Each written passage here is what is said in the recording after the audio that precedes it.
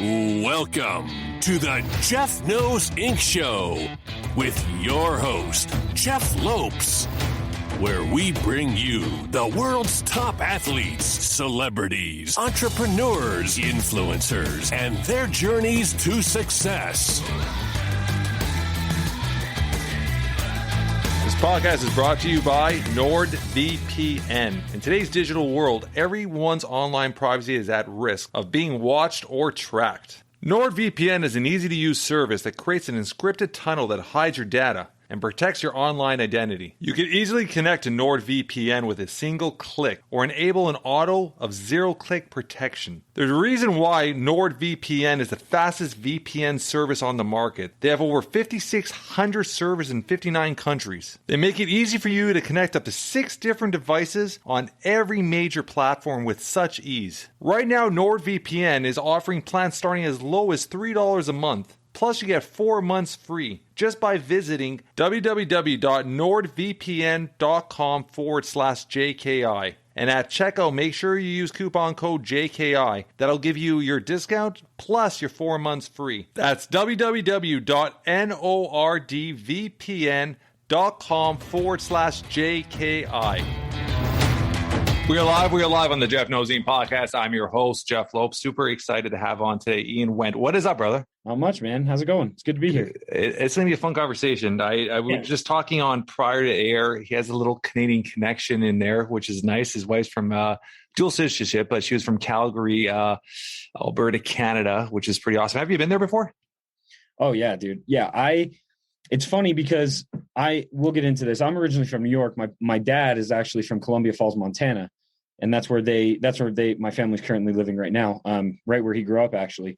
But what's funny, dude, is prior to meeting my wife and going to Calgary, all I knew about was like, I don't even know what direction it is, but just Alberta, just plain Alberta. So in my mind, I always thought Canada was just this like flat wasteland. And like Cardston, like all I ever really knew was Cardston, right? That's very American of you to say that. I know, dude. I know. It's terrible. But there's a reason why I'm saying that, because it's so true. And I want to kind of expose that right now, because I think everybody thinks that doesn't really understand Canada. But oh my gosh, dude, Calgary is probably one of my favorite places on the planet. I absolutely love Calgary. It's not only are the people just incredible there, but it's so pretty and it's so clean.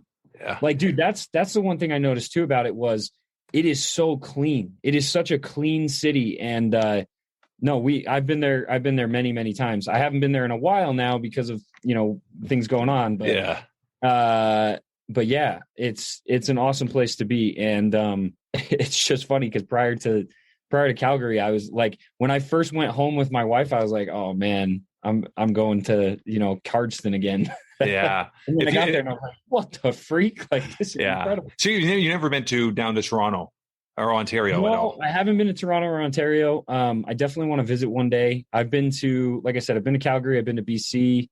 I've been to Banff and those areas. Absolutely incredible, beautiful. Yeah, Calgary is a great outdoor place. I mean, it's an outdoor playground. If you like, I mean, we talk about Banff, you talk about skiing, you're talking about hunting, it is outdoor heaven there. And then when you're dealing with Calgary itself, the city, it's developed so much. It went through a really great developing stage because obviously the oil rigs and everything there was really heavy populated, and then it kind of died out a bit. In the last year and a half, they're pushing it again, and you're seeing the population growing, the house economy growing. Like Calgary is changing again, and in Canada, it's probably top 2-3 places to live in, right? It's absolutely beautiful. Toronto's different. Toronto's more, they say Toronto is almost like a replica of Chicago without the violence and a little cleaner. And Toronto's very multicultural, great restaurants, great nightlife, great entertainment when you're talking with sports and stuff. So Toronto's a great little place. And Toronto's nice is the north part of Toronto, which is Ontario, the north part of Ontario. There's a lot, it becomes very like Calgary. It's a lot of greenery, a lot of Algonquin Park, a lot of hunting, a lot of outdoor camping. So it's a nice mix as well, right? So Canada's nice. For the Americans that don't know about Canada, you should come visit. We love having you guys here. I'll be honest. Right now, I don't think I would necessarily live up there with how things are going with We'll talk about that. We'll talk about that a bit. We'll talk about him, I'm sure. But man, if that was changed and, if some other things aligned, that would definitely be a place that I would absolutely love to live. Calgary is a great place even to retire. It is a beautiful place. Absolutely. And if you're, I mean, people just need to go there to understand. It's funny because I'm sure we'll get into this too. We're just basically like touching every subject right now, but I come very heavily from the door-to-door space. That was kind of where I got my start in sales and marketing. And I've always said, if you're a door-to-door knocker and you look at like the grid of Calgary, like you look at the way the houses are and the demographic, it is like, it's a door knocker's dream. It's just miles and miles and miles of cookie cutter homes of, just like upper middle class families that like that. It's just that's a suburbs of Toronto. Suburbs of Toronto is exact. Yeah, suburbs of Toronto is exact same thing. It's cookie cutter houses, middle to upper, and it's just money and it's just house after. It's so congested. Hey, let me shut the door really quick. Yeah, 100%. I'm afraid we're going to get a lot of noise. Yeah.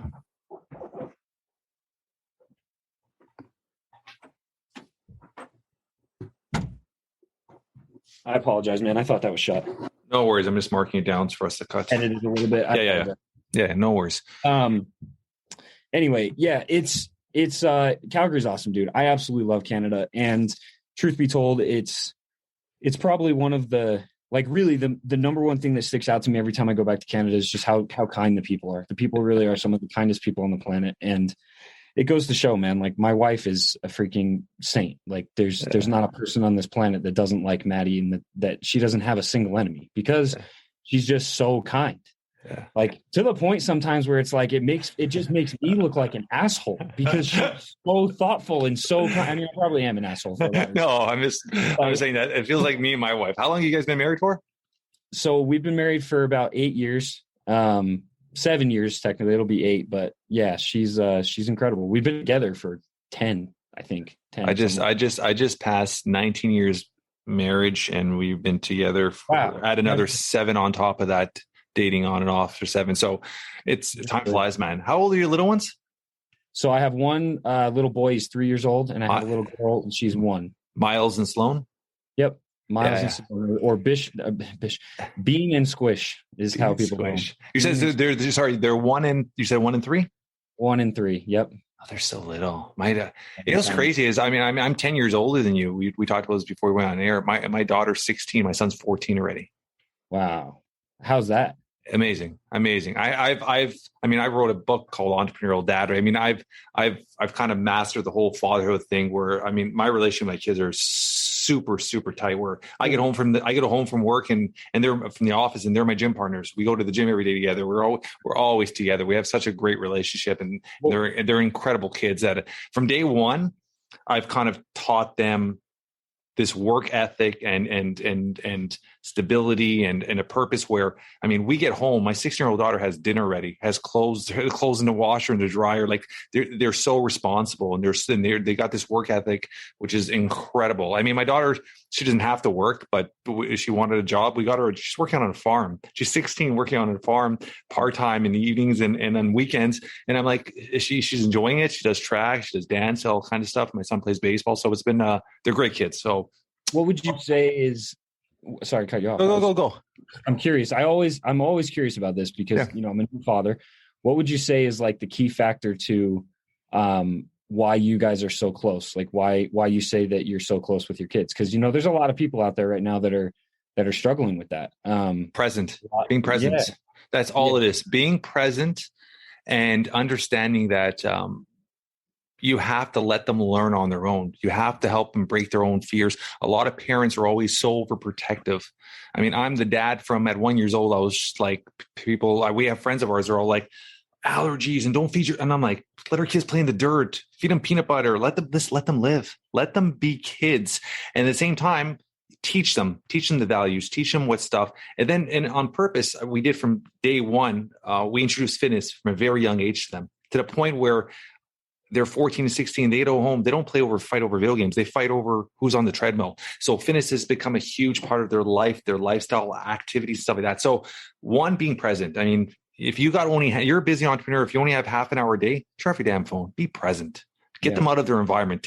Don't just sit at home with them. I'll take them out for a bike ride. Take them for a walk. Like, just be present, doing things with them, keep them active. Make sure that they are aware of everything that's going on in your life. So be very open with them. Me and my wife are always open with them. If we're going through issues, if we're going through struggles at work, we tell them, so they're aware of everything that's happening. So they have that attention where it's not them sensing something's wrong. They have understanding that, hey, mom and dad, this is what they're going through. So we're very open with them. And I think another thing which I've done from day one is when I get home, I reset myself. I mean, it's so easy to get home and have a shit day, or somebody cut you off in traffic and you're pissed off and you walk in with a shit look in your face, and automatically that intention, that vibration, whatever you want to call it, automatically passes throughout the house. And the rest of the night, everybody's in a shit mood. Yeah. But you walk in, you reset yourself before you walk in, take a deep breath and walk in with a smile. The night's a great night, right?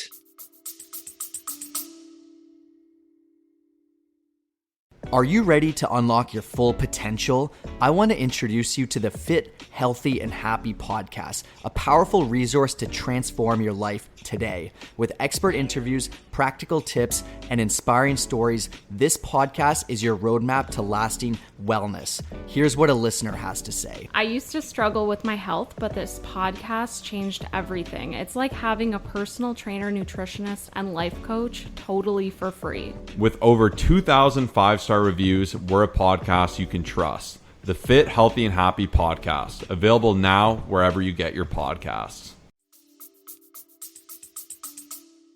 Yeah, it's interesting you say some of that stuff. I just had a conversation with a couple of people. So I was down at an event in Utah this past weekend called Vertical Union, and it's two coaching groups. If anybody's familiar with Rob Bailey, who is the founder and CEO of Flag Nor Fail apparel company, and then he's also a rock star. He has like a bunch of albums. If anybody's seen the movie Southpaw and they've heard that song Beast, I'm a mother. Beast. Yeah. Won't swear because I don't know what your audience is like, but they and I also don't swear a lot, but he's the one that's screaming Beast. So that's Rob Bailey. And then the other one is the Muscle, or Keaton Hoskins, who's part of Diesel Brothers. Okay. And so they both have their own coaching groups, and they kind of came together to do this event. It was an incredible event. But anyway, probably the most impactful conversation that I had was actually with Travis Bott. And so if anybody doesn't know who Travis is, he's a super successful investor, but he's also very, very proficient in like the crypto and NFT space, specifically NFT, I believe. And I've known him for a while, but anyway, we were kind of hanging out in the green room, and I asked him the same question. I always ask my friends and colleagues about parenting, because I think that's something that gets really, really overlooked when it comes to this, because, everybody's so concerned with, well, what businesses are they running, and what are they doing as influencers, or what's this or what that. And it's like very few people actually ask us about our parenting and our kids and things like that. And so I always try to be intentional about that when I'm with people, because I want these guys to know, like, I'm not super concerned with your business as much as I am with, like, I want to get to know you as a person. You know what I mean? Like, that's how you make friends. It's not just, I don't want to just 100%. Yeah. So anyway, I said, Travis, what would you say? Cause he's a girl dad. And I'm probably wrong about this because my memory's terrible, but I believe he said he had 3 girls. And I said, what would be your number one piece of advice as far as being a father goes, and just like parenthood in general? Right. Just overall general advice, kind of like what I asked you. Yeah. And he actually said something that will stick with me for probably the rest of my life. And I will definitely implement it with my kids. And it goes along with what you were talking about. He said, stop raising your kids. We as parents are taught to raise our kids. In other words, we are taught to basically, like you said, control their every move, control their every thought, tell them not to do this and that they can do this, and et cetera, et cetera. And he's like, we need to stop raising kids, and we need to let kids live their lives, let them experience life. And what we should do as parents, rather than raising our kids, we should help them become more in tune and understand their emotions and understand what certain decisions make them feel like? And I said, well, elaborate on that. He said, well, because, rather than help them make their decisions, let them make their decisions and then step back and say, how do I feel right now? Are these feelings that I'm having getting me closer to becoming the person I want to be, or are they getting me farther away? And then because of that, they'll then be able to say, okay, well, this decision is not a good one, right? Yeah. This decision is not one that I want to make. This is not something I want to do. This is not the direction I want to take in my life. And he said, just help your kids become more in touch with and more understanding about the emotions and the thoughts that they have. Exactly. And then going along with the other thing you said, he also said, and be open with them and allow them to be the ones that are making the decisions, because accountability, accountability is probably not only the number one thing that we should be teaching our kids, but it's also one of the biggest, and we can talk about this later or whatever, but I think accountability is probably one of the biggest crisis that we have right now in the world, is the lack of accountability. It's what's caused, I believe, 99% of the problems that we have in society. And, so he gave me a simple example. He said, my daughter is turning 16. And I said, okay, I took her for a drive, and I said, if you get A's, I said, you're going to get a car when you're old enough to drive it. Right. If you get A's, this is your car. If you get B's, this is your car. If you get C's, this is your car. If you get D's, this is your car. So he said, in this way, I'm not making the decision for her. If she gets the crappy car, that's her decision. She made that decision and now she owns it. And I was like, man, that is such a good example of how you actually, build, how you teach kids to be accountable. Yeah. And then followed up, I apologize, this is longer, but followed up. So I had someone else then after that, Rob was talking about his brother, who is a father. And he was talking about how when he tries to get a hold of his brother's like nowhere to be found. And he's literally like his CEO or COO or something like that. And he's like, it's ridiculous. Like, I'll call him, I'll text him, and I'll be like, everything is burning to the ground. Where are you? And there's no answer. And he said the reason why is because he's with his kids. Yeah. Yeah. And what he told Rob was, he said, I wear hats. I wear a lot of hats, as we all do as entrepreneurs. Yeah. And he said the number one piece of advice that he ever gave him, that his brother ever gave Rob, is when you are doing something, wear that hat.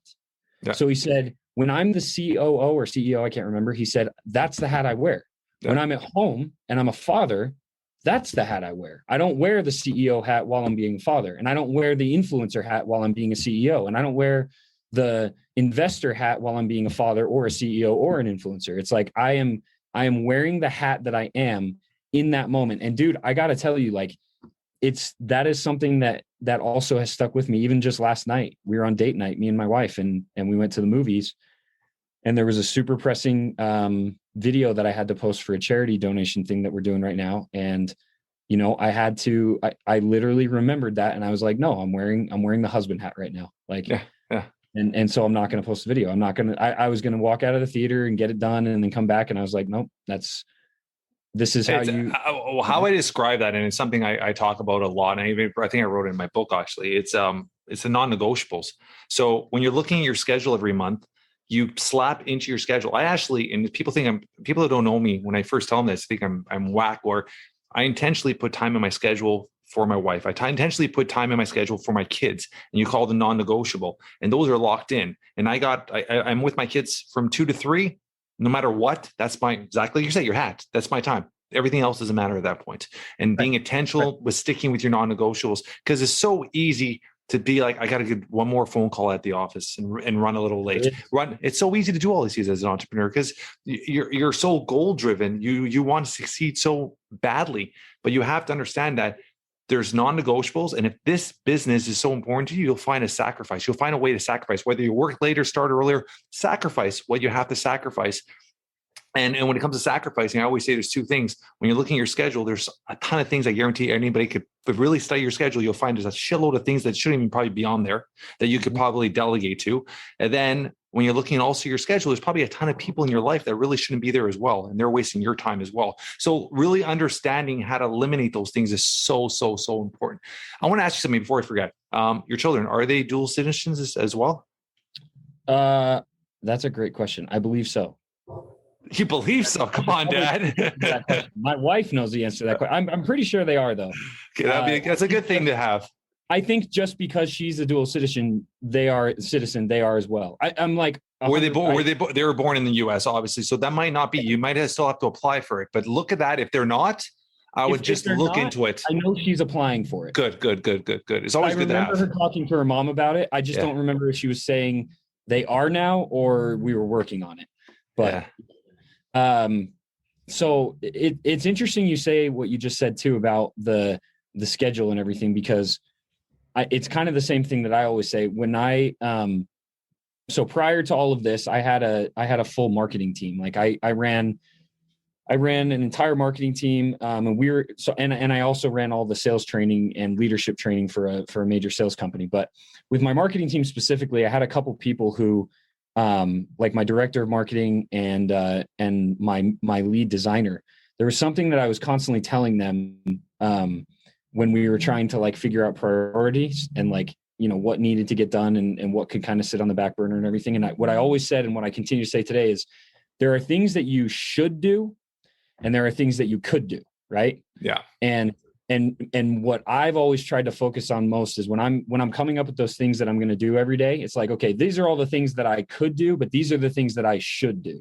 Yeah. And I'm always focusing on the things that I should do. Once those things are out of the way, then you can start knocking down the things that you could do. Yeah. Because, you know, again, as an entrepreneur, like, you know, there's a billion things and there's a billion things. And then as every hour of the day goes by, there's more that gets stacked up on top always, of it. Always.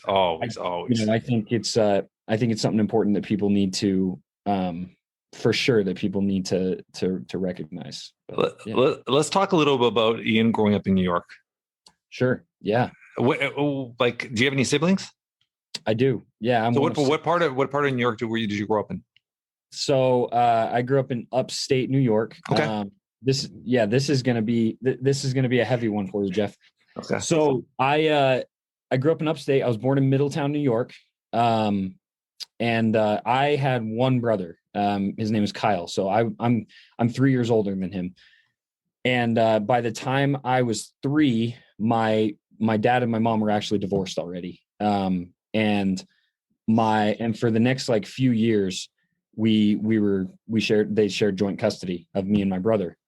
And then when I was about 7, my dad remarried my stepmom, who he found through church. And basically from then on, that's where my other brothers and sisters came from. Now, I'm trying to think how to like transition this. So my mom suffers from paranoid schizophrenia. Okay. She actually is,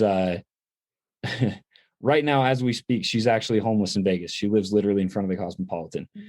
And she's been that way for a very, very long time. And it's due to a lot of things. It's due to verbal and mental abuse. It's due to drug abuse. It's a lot of things.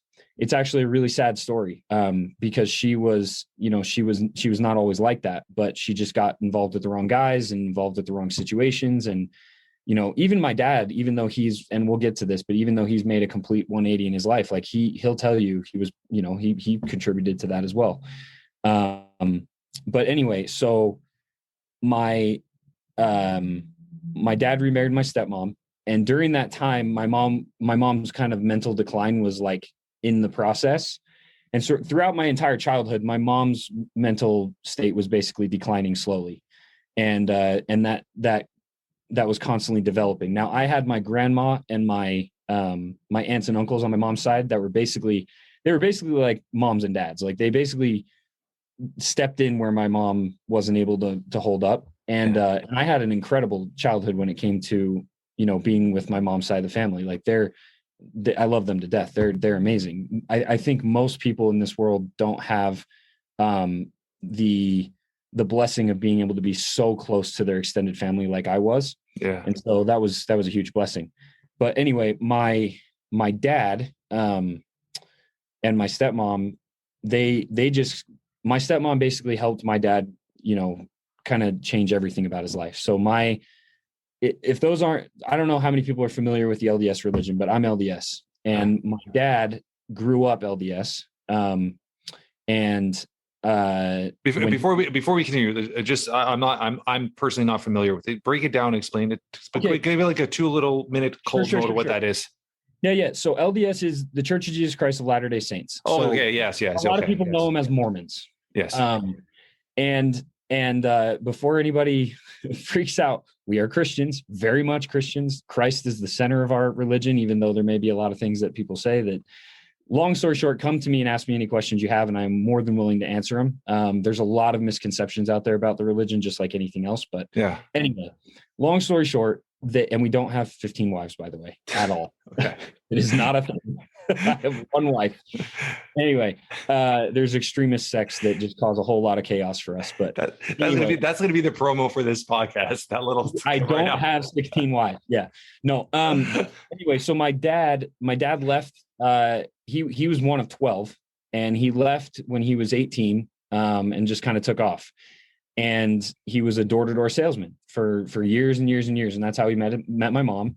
But he was also a pretty big alcoholic, and he had a lot of issues. And after everything kind of fell apart with my mom, he was kind of in a place where he was working a bunch of different jobs, and he was trying to keep custody of us. And he started to go back to church. And our church has what we call ward missionaries, which are basically a couple usually, that are assigned to kind of like help other members of the church that are struggling with things, or just visit them and kind of help them, feel loved and feel taken care of, and kind of get back on their feet. And so my dad was being visited by a missionary couple. And long story short, man, their wife, or why do I keep saying that? Their daughter was on a mission, and she was coming back from Korea from a religious mission. So in our church, we serve 2-year missions. We basically go around and preach about Christ. And she was coming back, and they loved my dad. And my dad had started to make some changes in his life, and he started to kind of get himself cleaned up, and basically was getting more involved in church and things like that. And so, as crazy as this is, they were like, we want to introduce you to our daughter. Like this deadbeat dad that has 2 kids and divorced and 3 jobs. And they were like, we want to introduce you to this amazing daughter of ours. Anyway, long story short, that's my stepmom. So they got married, and had another boy and 3 girls. And so that's my other brother and my 3 sisters. I'm the oldest of all of them. Yeah.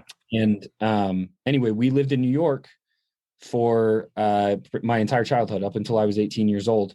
And we lived not in Middletown. We lived in a small town called Burlingham, which is literally, we had a post office and a corner store. Like, you drive on the road and you'd miss the entire town if you blink. And we lived in a trailer park called River's Edge, and a single wide trailer with 8 of us. Wow. And 7 of us, because my youngest sister wasn't born yet.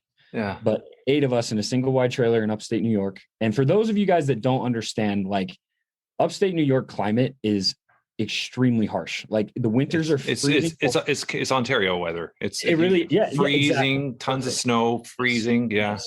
And then in the summer, it's like hellfire hot, like humid, 90+% humidity. Yep. Yeah.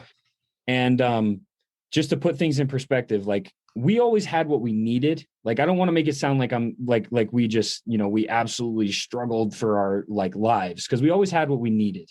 Yeah. Especially with my mom's side of the family that took care of us too. But we didn't have what we wanted, and we definitely did have, a harder childhood. My dad worked, he sold door to door still. He sold life insurance door to door. He was a full-time religious leader in our church. And then on top of that, he was going to school full-time to get his bachelor's, because he didn't go to college earlier. Right. Yeah. And so he was doing all of that with a family of 8, living in upstate New York in a single wide trailer. In probably one, and I didn't even realize this until after I left, but that trailer park was like a really rough area. Like, looking back now, I'm like, oh yeah, that was probably like the meth capital of upstate New York. Like, seriously, it was bad.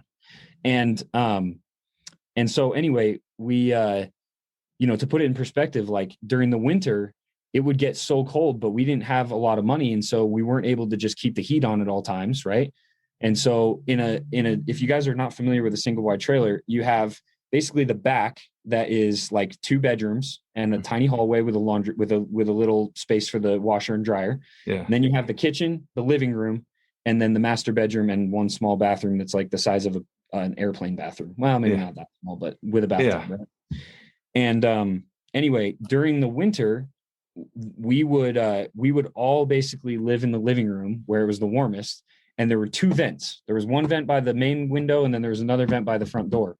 And we would all go at the beginning of the winters, and we would buy oversized T-shirts, or we would just take the T-shirts from our mom and dad. By the way, if I say my mom, and we'll get to this, I'm talking about my stepmom. Okay. She stepped in, right? So anyway, we would get their shirts, and we would wait until the heat kicked on, and all of us would rush and just race to those vents to sit on the vent, throw the shirt over so that we could stay warm, right? And we basically just had to take turns. During the summer, we had one air conditioning unit that was in the window in the kitchen, like a swamp cooler, right? Yeah. And we would block off each end of the house so that the heat, wouldn't escape or whatever, or wouldn't get into the living room. And kitchen, right? And we would live in that area all summer long. And all of us, and I don't even know how many square feet it is. I mean, it's tiny, right? Yeah. And juice, pizza, soda, all that kind of stuff, like that, going to the movies, that was a luxury. You know what I mean? That was like, oh my gosh. Yeah. And it was, like I said, we had everything we needed, but it was definitely not the easiest lifestyle. And it taught me a lot about hard work and sacrifice, and made me appreciate, wanting my kids to never have to go through those things that I did. Right. And, anyway, so yeah, we lived there until I graduated high school. When I was about 16, kind of backing up a little bit, when I was about 16, my mom left, just up and left one day. She went to Florida, and we got a call like a couple days later, and she was like, I'm in Florida. And I was like, all right. And that's, to be honest, that was kind of where I emotionally and mentally wrote her off. Yeah. Where it was just like, okay, like whatever. My little brother struggled more with it than I did, but as like, I don't know, as caveman as it sounds, I kind of was just like, I don't really care, like whatever. I didn't want it at the time, right? I've been able to process it now as an adult, but at the time as a kid, I was like, my mom's gone. Like, I have my stepmom, I have my dad, I have my mom's side of the family that still love us and take care of us, but my mom is gone. And I was kind of relieved to not have to deal with some of the crazy episodes and things like that I had to deal with my friends. And just being the kid with the crazy mom, you know what I mean? Yeah. So anyway, I left home when I was 18 to go to college. I went to BYU, Idaho, and Rexburg, Idaho. When I left for college, my family moved out to Columbia Falls, Montana, which is where my dad is originally from. They literally moved to the same property that he grew up on and lived in my grandparents' old house. Because they could finally leave, right? There was nothing tying them down. There was no, my mom couldn't say anything because she just up and left. Yeah. And they could finally move away from New York and get away from all this really, heavy, bad stuff. Yeah, of course. My dad opened his insurance agency, and they've been there ever since. And then I went to school for a year, and I left on my mission. I served a mission in Nicaragua. I lived in Managua, Nicaragua for a little over 2 years. Well, all over Nicaragua. Yeah. And then came back, went to school again. And long story short, I met my wife while I was at school. We got married, and, here we are. That's kind of the childhood side, I guess, without going into.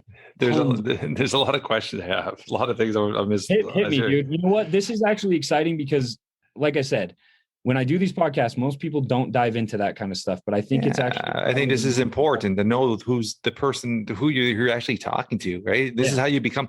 I could tell you, everybody. If I've had 100, like I said, I've been a guest on about 120 podcasts last year and a half as a guest, and I've also hosted just under 200. And everybody I've had on, I get their phone number when I'm done, and we have a relationship, and I help them out. We help, and we keep in contact because it's you learn about people. You learn the truth and their honest goodness side of them, right? Which I love hearing, right? There's a few things I want to say there. one comment you said, I just want to get your mindset when you said everything that you didn't have or growing up, or the difficulties you did, you don't want your children going through that. And why I'm going to say this is because I remember somebody saying to me years ago, because I had that mindset too, where obviously I taught my kids work ethic and all that, but I always had that mindset. I wanted to make sure they had everything I didn't have, because we came from very humble beginnings too. My dad worked at Ford Motors, factory worker and all that. And somebody said to me, he's like, it's their biggest fear is their kids will be given so much that they will never truly understand or appreciate the work ethic or the value of earning something. And all your hardship turned you into the man you are today. In a way, I think probably built you into this amazing entrepreneur, right? Because you learn how to hustle, you had to grind from a very young age. Where's your mindset with that, with parents over giving to their kids? Yeah, no, that's a great question. I think there's definitely a thin line as far as, what you give your kids and what you make your kids earn. I like the parents that just give their kids everything they want. They have a freaking Escalade by the time they're 18. They have literally everything that they've ever wanted the whole time growing up, and they never have to work anything for it. I think that's a terrible, terrible approach. Yeah. And I know a lot of kids that have turned out just the sense of entitlement that comes from that you instill in a child because of that is unreal. Now, there are those few cases that get everything they want their whole life, and they still understand that, okay, if I want to continue to have this, I have to work my butt off. But I feel like, and this is just my opinion, this is not facts or anything, I try not to speak in total absolutes, but like, I feel like that's very few and far between.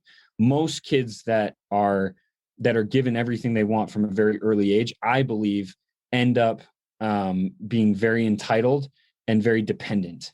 Yeah. And that is the last thing that I want for my kids. So when I say I want to make sure my kids never go through the things that I had to, I guess what I really mean is I want them to experience what it means to work hard. And I want them to experience what it means to have to go out and get their own and go out and kill their own so that they can have what they need and provide for even themselves as kids, right? Yeah. Like, if you want to be able to buy an ice cream at school, like, go out and do this so that you have that money to be able to go and get it for yourself, right? Yeah. It's that provider mentality, right? Yes, and it's what we talked about earlier. It's accountability. Like, I want more than anything for my kids to understand the power and the purpose and the importance of accountability in their lives, because I think that someone who understands that. That is the common denominator and the divider, in my opinion, of people that are extremely successful and the ones that aren't. Yeah. That aren't trust fund babies or something, right? Like, it's the ability to be accountable for not only the wins, but the losses and everything, and understand that everything that happens to you, for you, is because of you. Yeah. And the people that understand that are able to move mountains, in my opinion. And so, like, that's what I want my kids to have more than anything. But what I don't want is, I don't want my kids to have to freeze in the winters and of course suffer in the summers. And I don't want my kids to, come home from school and know that the only thing that they have to eat is a tortilla with cheese on it that they stick in an oven. Like, that was our lifestyle. You know what I mean? Yeah. I don't want them to think that cereal is a luxury. Yeah. Or I want them to have the simple things in life, I think. But I don't want them to just have everything they want. I think what you said from your past event this weekend with the gentleman who was talking, I apologize for his name, but about that example of your grades with your daughter. Yeah, the exactly. A, B, C, D car. And I've always said, and this is one thing I've always said too with my kids, and I've said this from a very young age, is that whole mindset of you work hard, you play hard. So if you work hard and you earn it, I'm going to make sure you enjoy those fruits of that limb. Understand that you enjoy everything you've done to put it, whether it's a sport, whether it's a job, whether it's school, you're working hard, you study, you do stuff. Okay, great. Let's go out and chill for the day. Let's go out. Like I mean, during the pandemic it was a little different, but for years and years, and we're actually starting up again. I call it 4 birthdays a year. I take my kids out individually because I want them to have memories of me individually. So 4 times a year, every 3 months, I'll take one of them separately out of school for the day. If it's my daughter, what do you want to do for today? Let's take you out of school for today. You want to do your nails? You want to go for lunch? You want to go, whatever you want to do. And same with my son. You want to go to bank? And I do that. And those are just building those memory banks. So one day when you're not here, those memories are worth a lot more than any toy you could ever buy them, right? Well, yeah. And I think, they say you have to, they say you have to have money to make money, right? Yeah. I think that's not just, you can apply that to a lot of things other than just business and entrepreneurship. It's like for a kid to understand the importance and the luxury and the enjoyment of having things in life, they also have to have those things. So it's like, it's what I said with Travis, like his kid is getting a car no matter what. A lot of kids don't even get a car. I didn't get a car. Are you freaking kidding me? I rode the bus every single day until I freaking graduated, right? So like I never had a car. But at the same time, like they will have a car no matter what. They will choose which one they have. But by having that car, it's still going to show them, hey, this is a lifestyle that I want to live. This is a lifestyle I want to maintain, to be able to just say that I'm going to have a car no matter what, right? Yeah. And they're going to work towards that with the understanding and accountability that came along with the lesson that he's teaching them. So that's kind of what I want my kids to have as well. I want to create opportunities for them to earn money, to earn, things or be able to go out and achieve. I don't know. I want them to feel, what it's like to achieve, to achieve 100%. Yeah. It's funny you're saying that, because my mom used to work at a daycare, and for 2 summers, 14 years old and 15 years old, I worked the whole summer at the daycare where my friends were all out partying and having fun and all day. I worked for 2 summers at a daycare, just literally tagging along on trips and just organizing the kids and helping make meals and stuff. 2 full summers. When I turned 16, back then in Canada, it was something called 365. You do your written. I took my dad's car 4 days later, got my license, and a week later bought my first car with that money I saved for 2 years. It was a 86 T-top Genomobile, 86 white IROC. And I rocked that car. And I was the only guy in my high school that time. I was 16 with a car. And that was literally a week and a half after my birthday, I bought that car. And it was like $2,000. It was beat up like hell, but that was my pride and joy. But I worked for it. And my parents are like, you work for it? Here, go right ahead and do what you want with your money, right? Which I think was... They gave you that inspiration and that opportunity to want to go out and work for it. And I guess that's what I'm saying, is that's what I want to instill in my kids. You know what I mean? I want them to know that, as cliche as this sounds, I want them to know that they really can be and do anything that they want to. And, I truly believe that we live in a system that, even though people say that, even though people say, oh, you can be anything you want, you can do anything you want. Not nobody, but most people don't actually believe that.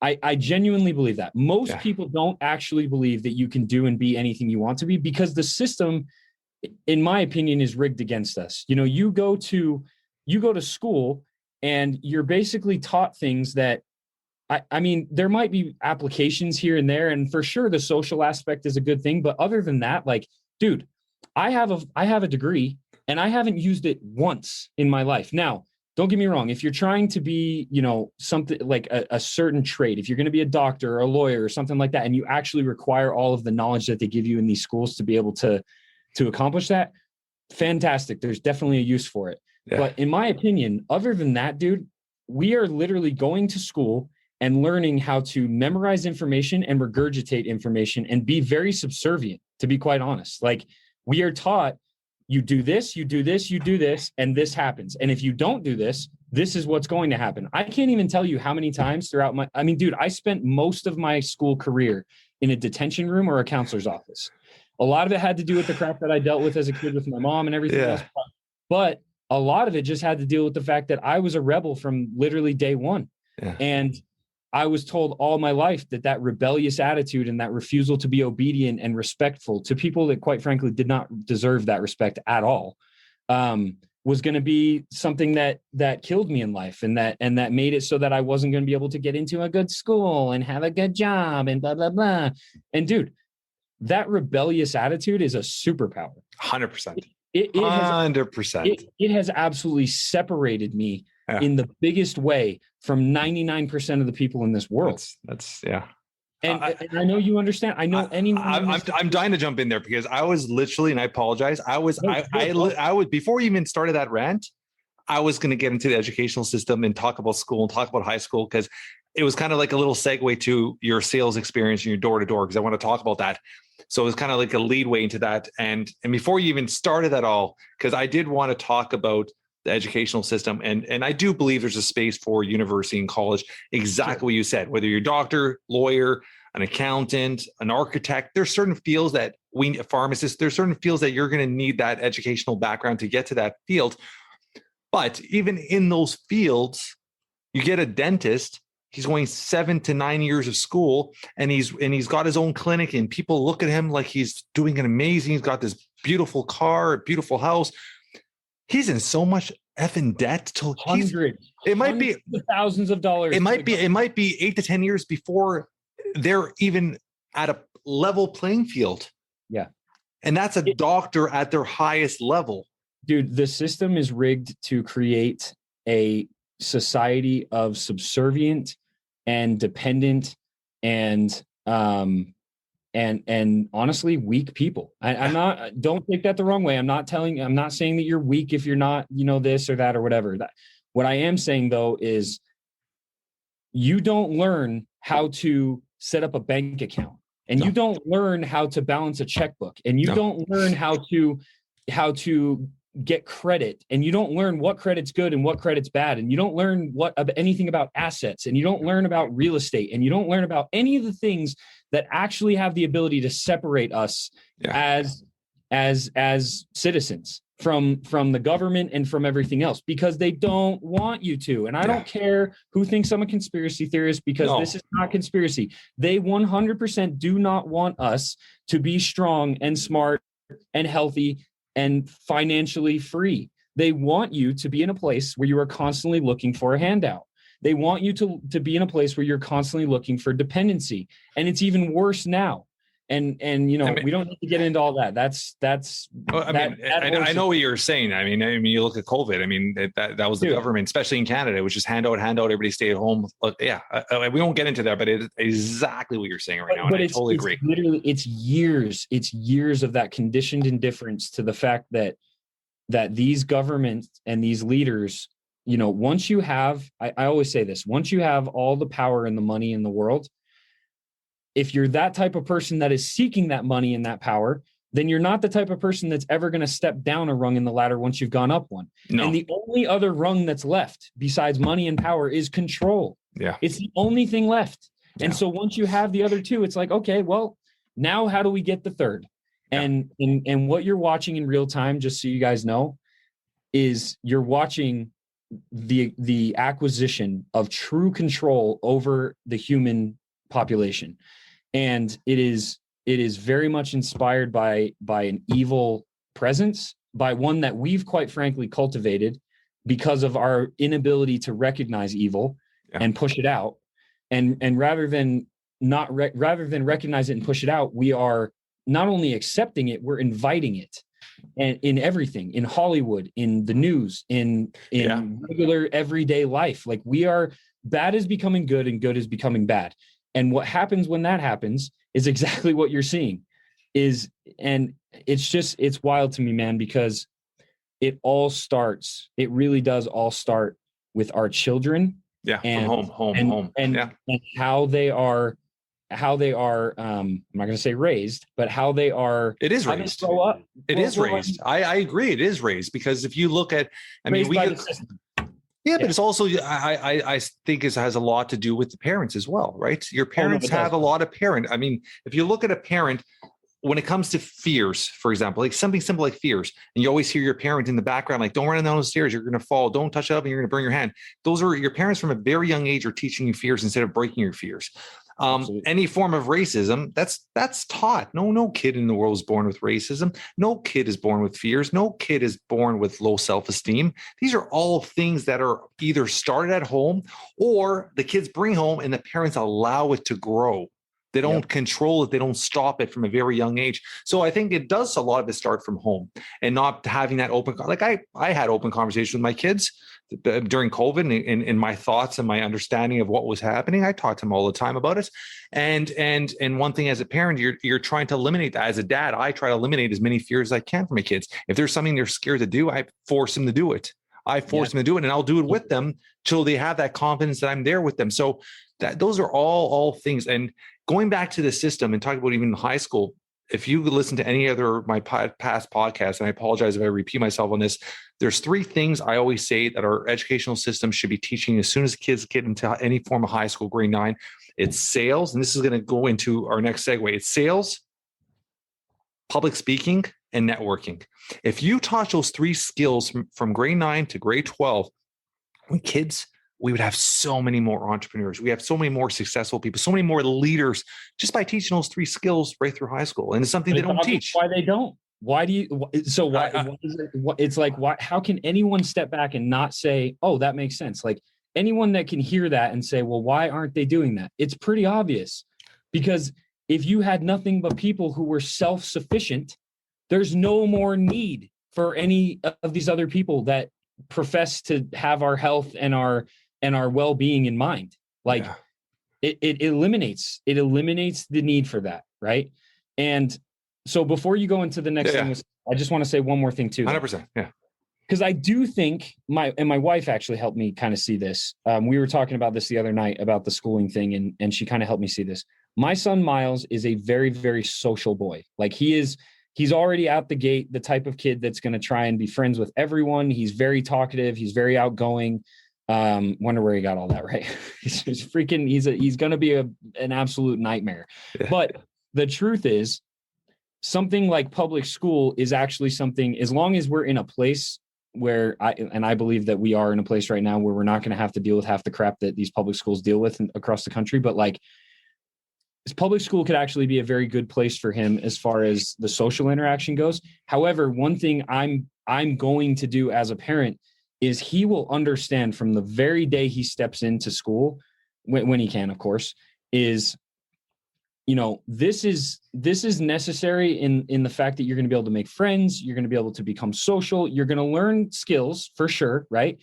But I want my boy and my kids to understand that school is not a necessity. And that if at any place in time they feel like, hey, and it's not just like we're slacking off, right? It's not just like, I don't want to go to school because I don't want to do my homework. Yeah. It's, hey, I don't feel like this is actually serving who I want to be anymore. And Dad, this is what I want to do. And this is how I want to do it. You better damn well believe that I'm going to support him in it. And I'm going to say bounce and go do whatever you want to do. Yeah. And they are going to understand from a very, very young age that school is not going to teach them everything they need to know. And that it's not the end all be all, and that they need to be learning things on the side. And that's what I'm going to be there for. You're preaching to the choir, buddy. This is everything you said right there is how I raise my kids. Everything you say there is, and I mean, my kids are 14, 16. We've traveled what we were talking about the other day, 26 different locations. And my son went through a medical issue when he was born, and we weren't able to travel we only started traveling when he was around 4.5, 5 years old, when we were actually the first time we were able to get on a plane. So in 10 years, they went to almost 26 places because I wanted to see things, experience things, learn different cultures, see different things. I think is so, so important. And also build those memories with us. That I always say that because I always have that mindset of living with no regrets, doing everything you possibly can now, because there's no purpose of tomorrow. There's no unknown. We don't even know we're going to be here. As soon as you walk out your door every day, it's a blessing if you come back home. Everybody should understand that, right? So doing everything you possibly can. Let's transition to the sales. So because I think sales and it's something I've been an entrepreneur since I started my first company at 17, but 19 on. I started college because my parents kind of forced my hand to go to college. So I took fitness leadership, but I started a business at 19, a fitness leadership, personal training and consulting company. And so I started already working on my own, but I always had that mindset of sales because as 19, I was doing consulting for a gym, and the individual that worked there, they owned the facility, had a franchise of 36 gyms, biggest a-hole you'll ever meet, but an absolute wizard when it came to sales. And he taught me so much about sales, how to do walkthroughs, how to do PPs, how to build commonalities and all things that later on in life, I sat down and I'm like, okay, like this is all shit this guy was teaching me 20 years ago that people are now, and now NLP, people are going through NLP and all these mindset stuff about teaching all this. And there are all things that he taught me. I don't even know where he learned them, but almost 20 years ago, about building commonality, building rapport with somebody. So I think sales are so valid. And I think that made a huge difference in my career as an entrepreneur. Your dad did door to door. That obviously rubbed on you. Did he ever have the time to sit down and teach you sales, or is it something you learned on your own? Would you learn like indirect mentoring? Did you just watch him? Like, how did that all work for you to get into sales? It's funny that you asked that question, dude, because it's actually no, not one time did I ever sit down with my dad as a kid and have him teach me sales. And I didn't ever actually even focus on his job until after I was older. So like as a kid, I didn't even realize like what he was really doing. I always had, this is what I tell people. So you'll hear a lot of people in the sales space say that there's such things as natural born salesmen. I don't believe that. I don't believe that you're just born a salesman. Now, what I do believe, and what I will say, is that there is a such thing. There is a such thing as a natural born communicator, or a natural born influencer, or a natural born. I'm thinking of the word right now, but there's a certain word I'm trying to think of. There's people that have that charisma. Like certain people have a charisma. They have a little that glow to them that attract people, right? Yes, but it's also very much, I believe it's also very much developed in your childhood when you're around people who are like that. So like, even though I never sat down and talked to my dad about sales, I was always around a man who was extremely charismatic, extremely good at relating to people, extremely good at, being able to influence and sell, quite frankly, right? Like I was always around somebody who was able to do those things. And so even though I didn't realize it as a kid, when I started getting older, I realized that was something that definitely rubbed off on me from my dad. Not the sales, like not the ability to sell, just the ability to do the things that really, really good salesmen have to be able to do. Those qualities, right? And so, to be honest, dude, when I started school, I didn't want to go into sales or anything. I started out as a film major. I love movies. I'm like obsessed with movies. There's pretty much every movie on the planet I've seen, and I absolutely love movies. And I was like, and it's still, even to this day, it's like a huge bucket list item for me to be able to direct a movie, to be able to write and direct a movie. Anyway, so that was my start. When I came back from my mission, 2 years later, I realized, okay, maybe that's not, maybe that's more of just kind of like a dream hobby. It's not really something that I want to build a career on. And so when I was in school, my first year back, I got recruited to sell door to door. And prior to that, I hadn't thought about sales at all. I mean, I did just spend 2 years literally doing, like, talking to people every single day, and I don't want to say selling, because you can't really sell people Christ, but like, I was knocking on doors and talking to people about Jesus Christ every single day for 2 years straight. Right. Which is a huge part of sales, a communication aspect. Huge. So that definitely like refined the qualities that I had already had from my childhood and just from being around people that were like that, like my dad. When the opportunity presented itself to sell, I actually, after I heard the guy out, I called my dad, and my dad told me not to. My dad actually said, don't do it, because the door-to-door industry it can be an extremely lucrative and extremely a huge opportunity. I mean, you make more money. I was making 6 figures a year working 4 months a year. That's crazy. As a 21-year-old, it's ridiculous, right? And that was, that's a low end. There's guys out there now that are making $1 million. You're selling insurance? I was selling Dish Network and Direct TV. I was selling satellite. Oh, wow. Okay.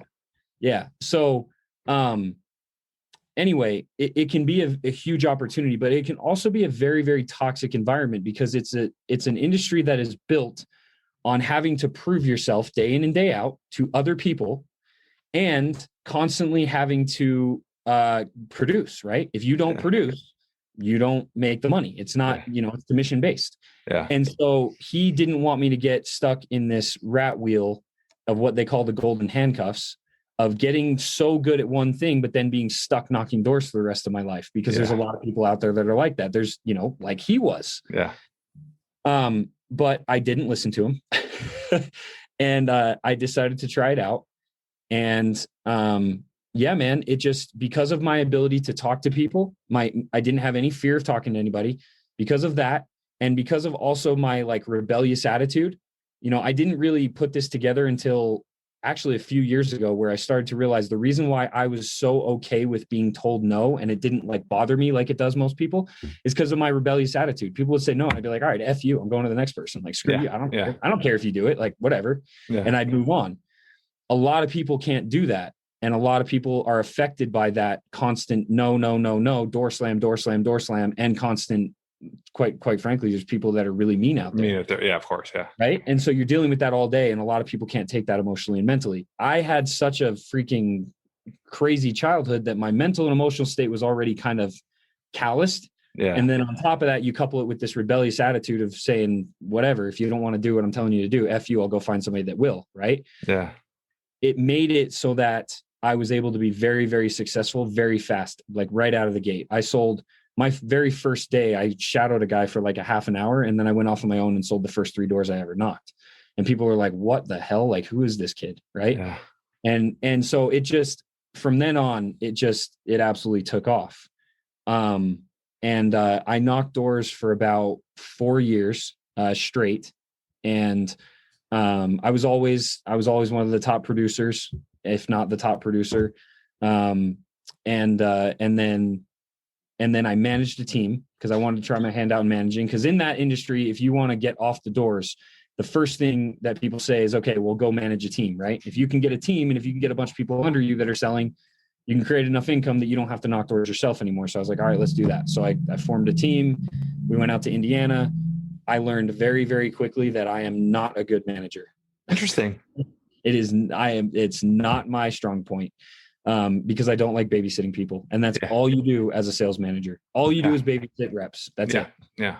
What I love doing is training and motivating. And so that part of it, I enjoyed very much. I loved getting people hyped up the day, the morning before at our like correlation meetings. And I loved going out and knocking with guys and teaching them how to sell and having them watch me. And you know what I mean? But the part that actually is super important in managing, which is the babysitting part, I was like, I'm out. Yeah. Like, I'm not in no way. Right. So after that year, I don't know. Do you want me to go into this? Yeah. Go. Okay. So after that year, I decided that my dad was right.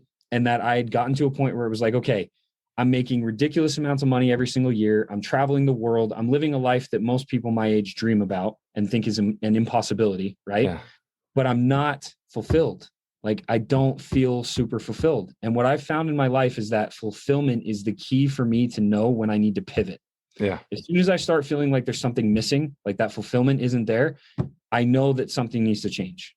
And so I actually went to the leader of the company who I was friends with at this point, and the COO, actually, one of the owners. And I said, hey, look, man, I don't want to knock doors anymore. You know that. I know that. But I'm worth more than just a few hundred accounts a summer. I can teach every single one of your reps how to do what I'm doing. I promise you, I can teach them how to replicate what I'm doing. And dude, I was doing it I'm not trying to be cocky or anything. I literally sold almost every single door, if not every single door I ever knocked. Like, it just, I'm an anomaly. They called me prime time. I would go out from like 5 to 9 and I would outsell everybody in a 3-hour period.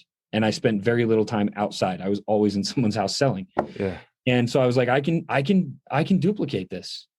And in business, anybody that's in business or sales or anything, like, how valuable it is if you can take a skill that you have that's on another level than most people and duplicate it. Yeah, of course. It's invaluable. And so when I sat down with him, I said, okay, this is what I can do. I want to build out the training system. I want to actually build out the entire program, because they didn't have one at the time.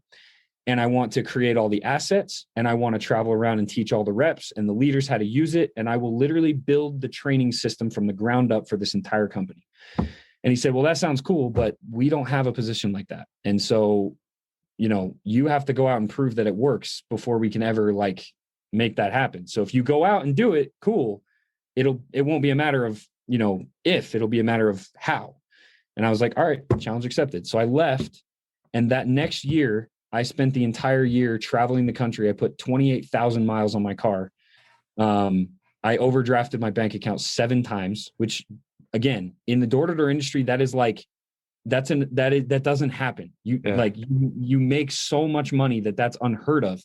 But because all of my efforts was focused on teaching other reps and giving those sales away to them and helping all the offices and everything, I wasn't producing. So once again, I was reliant on making sure that this worked. And I was all in. No plan B.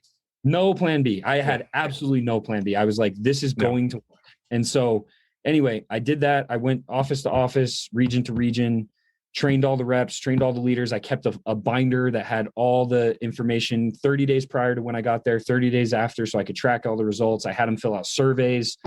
And then I sent all that information back to them slowly, back to the owners of the company. And sure enough, at the end of the summer, they hit me up and they're like, all right, we have no idea what you're doing, but this is insane. You're like tripling and quadrupling these numbers, and these metrics are something we've never seen. Come in, let's make this happen. I was like, okay. So I went in, created a pitch deck, pitched it to them. And then for the next 2 years, long story short, I built out their training systems. I was in charge of all that. Eventually I took over the entire department, and I had my own team, and I was over all the sales training, leadership training. And then a year after being in charge of all that, they also rebranded the company, and they knew that I was very active on social media. I've been very active on social media for like 15 years now, like very, very long time. And they knew that. And so they were like, what do you know about marketing? And because at the time their CMO was not doing a good job. And I was like, I know a thing or two, like I could probably figure it out or whatever. And so they actually made me the person in charge of marketing as well. So the CMO, they parted ways with the CMO. I was in charge of the rebrand. They gave me a team. And so now I was in charge of all the sales training, the leadership training, and all the marketing efforts for that company for about 2 years. When you pitched them, did you try to get any shares or ownership in there as part of your package? Nope. I wanted. No. Yeah. I should have, but okay. I was not. I wasn't smart enough, dude. I would have negotiated for you, buddy. You would have got a nice chunk of that company. I wasn't smart enough. You got to remember, I was 25, 26. Like it's just maybe 27. Like I wasn't thinking in that. All I was thinking at the time was, I don't want to knock doors. I just want a corporate position that will allow me to stay in this industry and continue to have this opportunity, but not have to. Because dude, I still, even as a corporate position, I was making 6+ figures every single year, no matter what. Which is crazy.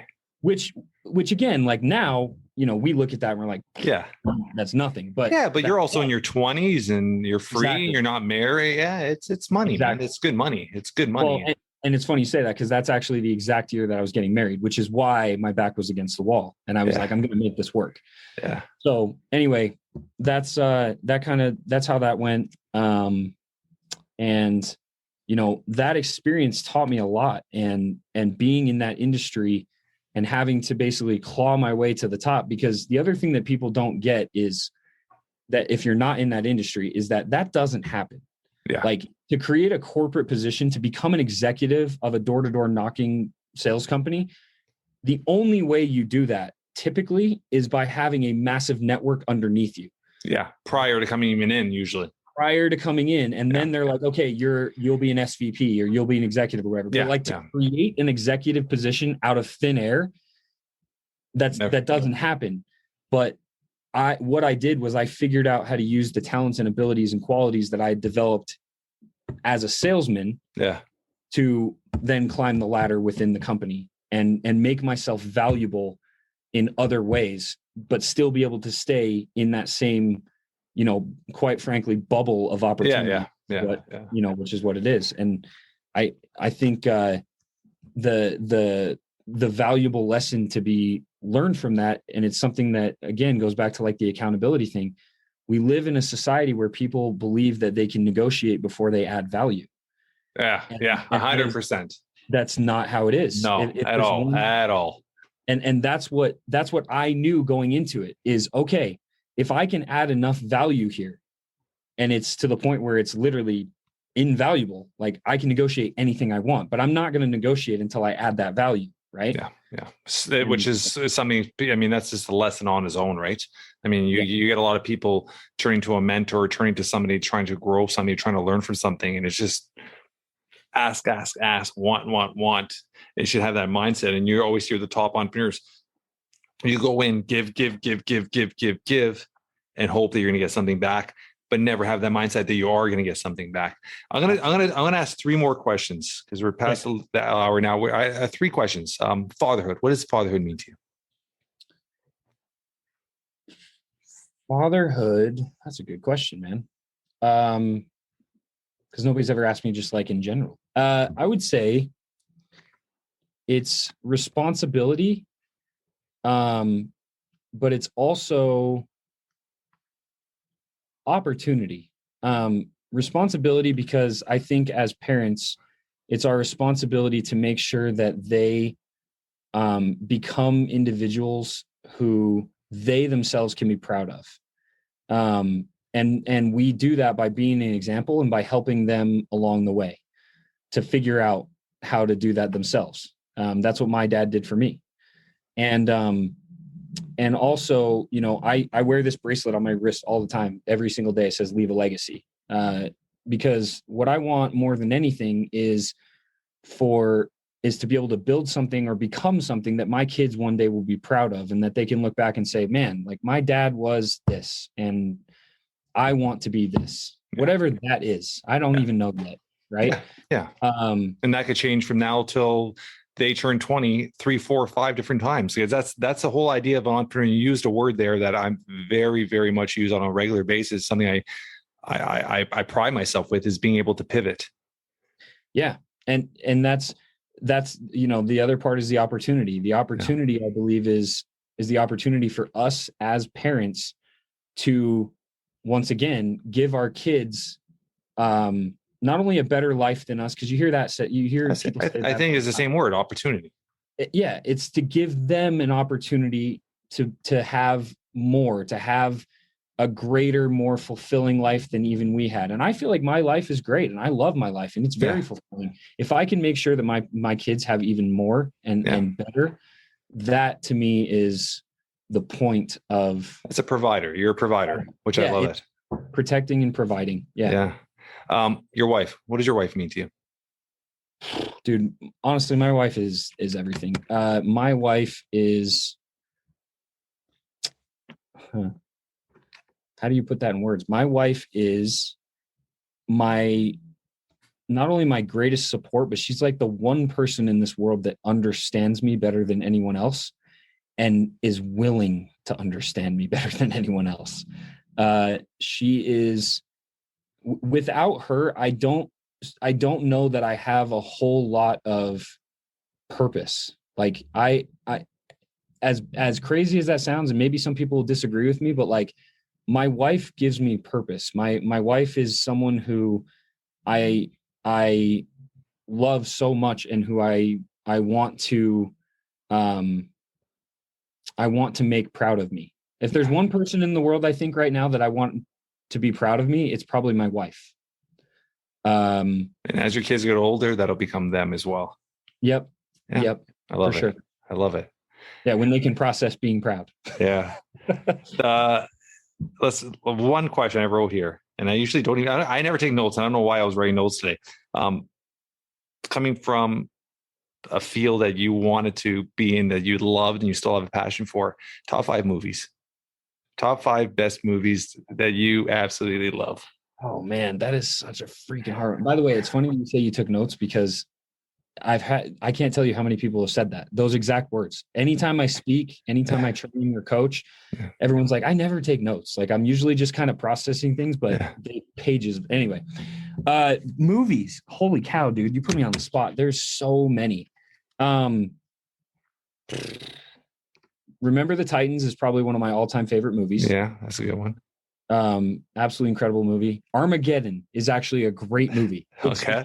Extremely underrated. I just started hearing Aerosmith in the background. Okay, next. Dude, it's got the comedy, it's got the action, it's got the romance, it's got everything. Yeah. as far as like actual, like, okay, block, like these are the legendary movies though. It probably, I mean, Braveheart is awesome. one of the best films ever produced in my opinion in the industry. Gladiator's another great one. Yeah. The Dark Knight. The whole all, I would say all of them, especially the one with oh my god, who's the Joker that passed away? No, yeah, that's the one I'm talking. The Dark Knight is the second movie with Ledger. Yeah. And like just everything from that very first scene. Oh, the bank robbery was insane. Comes out and hits the building, and it's like the sound mixing and everything is just, it's unreal. It's actually like incredible. And talk about bank robbery movies. How do you? I'm sure you've seen Heat. Departed. Departed is good. Have you seen Heat? Oh, Heat's fantastic. Heat's a great movie. Such a good movie. The Departed's a great one. The Town, that's another good one. That's a good one. Yeah. Pretty much any of the Scorsese films, or like I love oh my gosh, why can't I think of his freaking name? Tarantino. Yeah. He's super. He's got a lot of Pulp Fiction. One of them, Pulp Fiction is pretty epic. My favorite movie of all time is I've seen probably about 20 times, and my son absolutely loves it. He's seen it about 10 times. Is Rocky IV.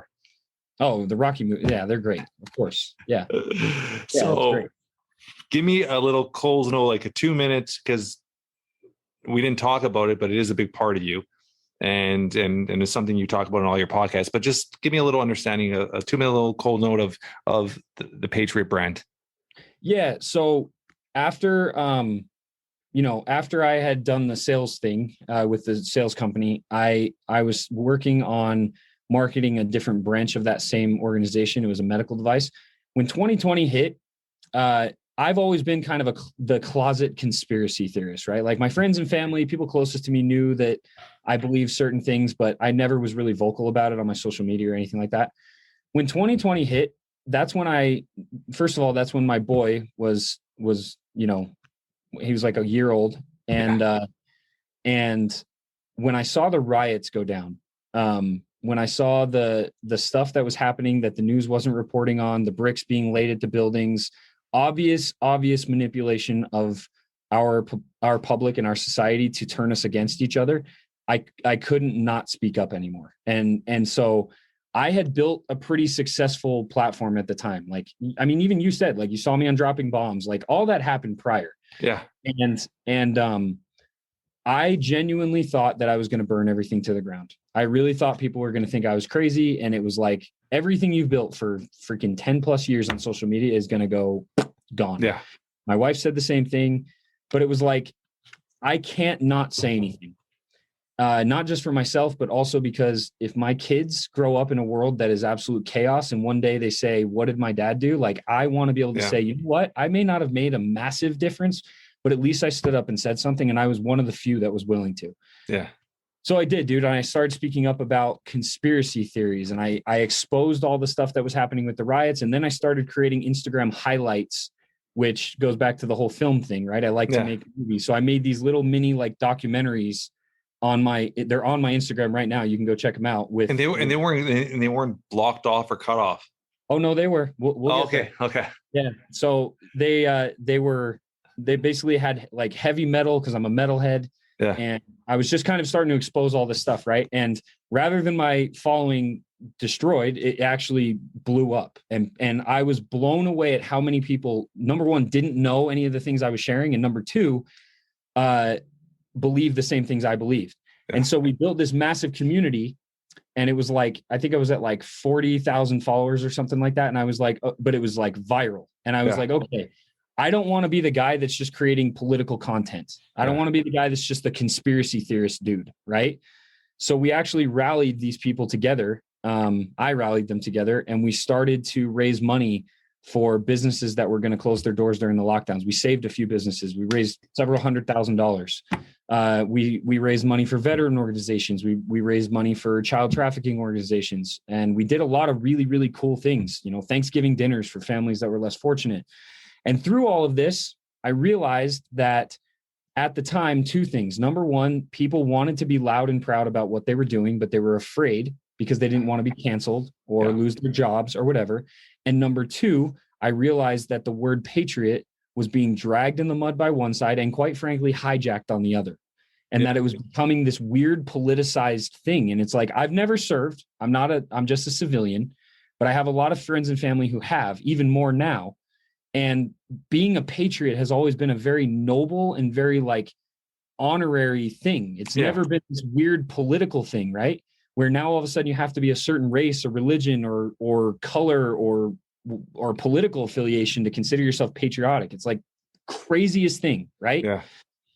And so what I realized was during all of this, all of these people that had thrown money at these businesses and these people and these organizations, not one time did any of these people ever ask, what color are they? Did they wear a mask? Are they vaccinated? Are they Democrat? Are they Republican? Yeah. Because you just don't do that, right? The media wants you to think that that's how things are, but they're very good at making the 1% seem like the 99%. Yeah. And the 99% of us, we don't ask questions like that before we save somebody from drowning. No, of course not. You just pull them out of the water, especially when you're an American or a Canadian. Yeah. Look at the Canadians, dude. The freaking convoy was what actually kicked this whole thing off. Oh, yeah. You guys are who we have to thank. Yeah. It was pretty crazy what they had, how that all came about. They exposed it all, dude. They exposed it all. And so anyway, I realized that was a thing. And so I decided that I was going to create a way for people to show that. And I created the Green Patriot tee. And at the time, my buddy has a fulfillment company, so it was easy. We could just print them here in town. And I was like, it'd be kind of cool if we get like 50 people to wear this. And dude, it just exploded. We did 300 plus in like 2 days. And then throughout the next coming months, people were like, well, make a hoodie, make a hat, make a beanie. And it just kept on flooding in. And we were tens and tens of thousands of dollars in revenue. And we were able to do so many other cool things through that with different organizations and stuff like that. And then they hit me with a shadow ban. So I was getting, no joke, dude, I was not like 9 million impressions a week and like 35 to 40,000 views per story with like 60,000 followers. Yeah. Now I'm at 100,000 and I'm lucky if I crack 10,000 views on a story. And I'm lucky if I crack 1 million impressions. Yeah. And they shut our Etsy store down and just all kinds of stuff happened. And basically it all came to this point where I was like, okay, I felt called. We talked about fulfillment earlier. Yeah. I got to a point in my career, because I still had my career the whole time I was doing this, right? Yeah. And I got to a point where I didn't feel fulfilled anymore. And I knew it was time to pivot. And I felt called. I actually felt called to do this. And so I left and I went all in on this, whatever this was. It wasn't even official Patriot gear at the time. It was just Patriot clothing and influencing people to stand up. And then we got, close to a year in, and I was like, this is something. Like this is a brand. This is a movement.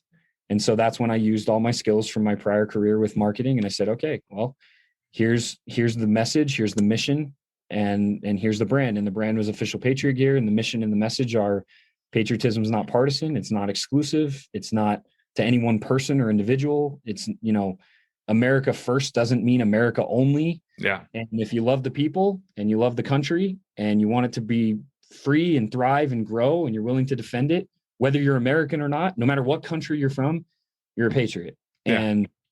And that's what it's about. And that's kind of how things have gone. And, now we're a year in technically with the actual business. We're 48 countries, dude. We have people wearing Patriot gear in 48 countries. Love it.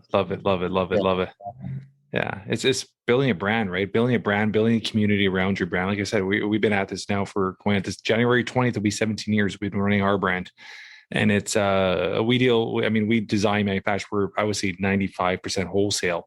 But we deal with about 1,800 accounts right across North America. And it's just building a community, building the brand, building the consistency, the purpose behind it, and having the mission statement stick true to what you're trying to do, right? Which I love everything you're doing. This has been an awesome conversation, man. I mean, when I go into these conversations, and I never know where they're going to go, and that's why I love doing them. That's why I love talking to people, and I love meeting people. And I'm sure our relationship is going to continue. I'm sure there's a lot of things we could do to help each other, and I love it. And hopefully I'll get your ass to Canada, Toronto, Canada one day, and we grab a steak dinner and get the hang out and stuff. But this has been awesome, brother. I appreciate it. Huh? You ski? No, I have 4 properties on a ski resort that I rent as vacation You don't rentals. ski? Bro, what? You're Canadian and you have properties on resorts and you don't ski, my man. Don't ski, buddy. That's where our relationship is going next. I snowboard, but I'm going to teach you how to snowboard. Oh man, I like my legs, buddy. I'm fucking. I like my legs. No, dude. Well, it's okay. We're good. Don't worry. This has been awesome, brother. I appreciate it. Any last things, or where could our audience get to see you, or know you, or follow you? Yeah, my Instagram is iWendtster, IWENDTSTER. You got to type in the full thing. I'm crazy shadow band, as I said. Our Instagram for our company is The Official Patriot Gear, and our website's officialpatriotgear.com. So if any of that resonates with you guys, grab a t-shirt, grab a hat. It's all super high quality stuff. You're not buying garbage that's, just direct to garment or whatever. Like you're going to wear it all the time, and help us spread the message. And I'm also going to be starting my podcast pretty soon here, the Patriot Podcast, as well as my coaching group, Protectors, Providers, and Patriots. And that's all coming soon. So yeah, keep an eye out once you follow me. Awesome. I appreciate this, brother. Thank you so much, man. Yeah, man. Thanks, Jeff. I'll see you.